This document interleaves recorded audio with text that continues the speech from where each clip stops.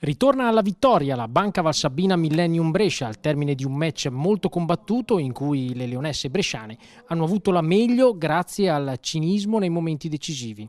Il primo set si gioca punto a punto con Brescia che trova a metà parziale il gap decisivo che gli consente di chiudere 25-20 grazie ad un muro di Beatrice Berti.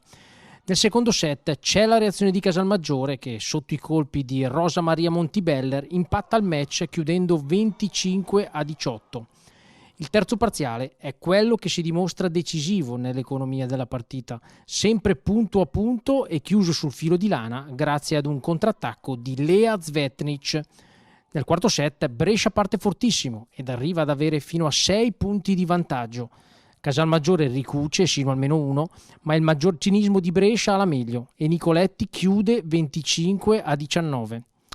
MVP del match è proprio Anna Nicoletti con 24 punti messi a terra.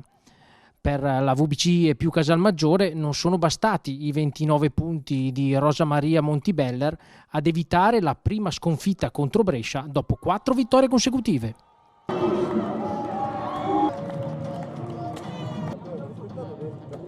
Ci mancava vincere ed è una sensazione bellissima. Diciamo che da luglio che siamo in palestra a lavorare non siamo mai riusciti a raccogliere il frutto del nostro lavoro. Questa sera volevamo fare il massimo pur sapendo appunto che l'avversario era una squadra forte che poteva metterci in difficoltà. Abbiamo cercato appunto di far valere i nostri punti di forza ma soprattutto mettendoci il cuore che ci ha aiutato molto nei momenti importanti.